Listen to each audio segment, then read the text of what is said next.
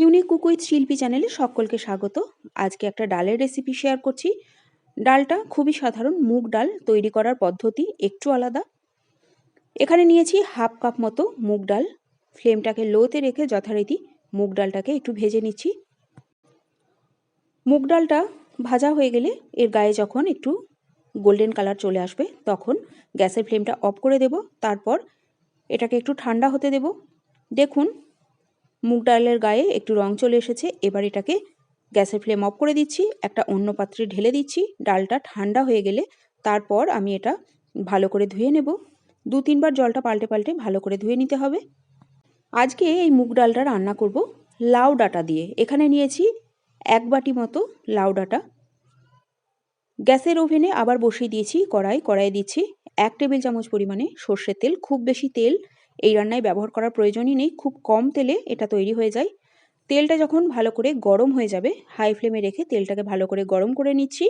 তারপর ফ্লেমটা লোতে করে দিয়ে এখানে মেশাচ্ছি হাফ চা চামচ পরিমাণে 5 ফোড়ন, মেশাচ্ছি একটা তেজপাতা, আর মেশাচ্ছি একটা শুকনো লঙ্কা। শুকনো লঙ্কাটা অবশ্যই একটু মাঝখান থেকে কেটে নেবেন। ফোড়নটাকে লো ফ্লেমে একটু ভেজে নিচ্ছি। এই ডালটা রান্নার সময় অবশ্যই এই 3টে ফোড়ন কিন্তু ব্যবহার করবেন। ফোড়নটা ভাজা হয়ে গেলে এবারেতে মেশাচ্ছি অল্প একটু হিং, 1/4 টিস্পুন পরিমাণে এখানে হিং মেশাচ্ছি। আর মেশাবো আদা বাটা।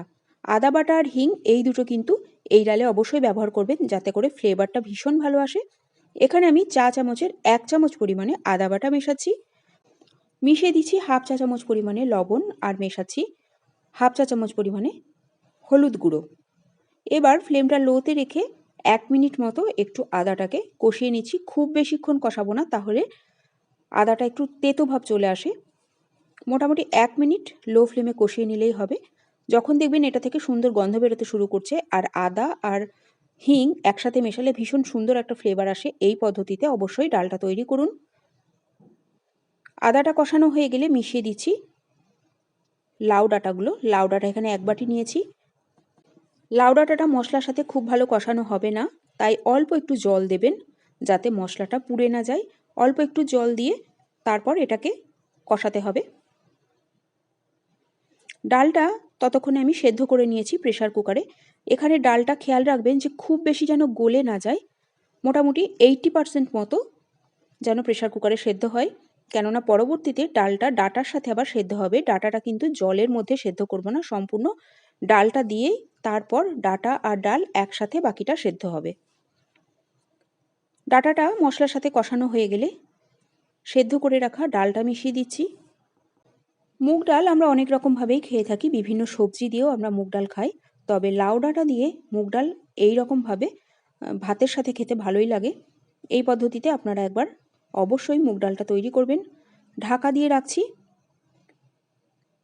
মোটামুটি মিনিট 10 আমি ঢাকা দিয়ে রেখেছিলাম যাতে ডাল আর ডাঁটাটা সম্পূর্ণ সেদ্ধ হয়ে যায়। মিনিট 10 পর একটু চিনি মিশিয়ে দিচ্ছি। ডাঁটা আর ডাল সম্পূর্ণ সেদ্ধ হয়ে গেছে। গ্যাসের ফ্লেম অফ করে দিচ্ছি। ডালটা সম্পূর্ণ রেডি ভাত দিয়ে খাওয়ার জন্য। রেসিপি দেখে ভালো লাগলে এইভাবে মুগ ডাল অবশ্যই একবার তৈরি করে খান, ভাতের সাথে দুর্দান্ত লাগে। পরবর্তী সহজ রেসিপি নিয়ে আবার দেখা হচ্ছে। সকলে ভালো থাকবেন, সুস্থ থাকবেন। আর একটা কথা, ডালটা কিন্তু একটু ঘন করবেন, খুব বেশি জল দিয়ে দেবেন না, পাতলা যেন না হয়।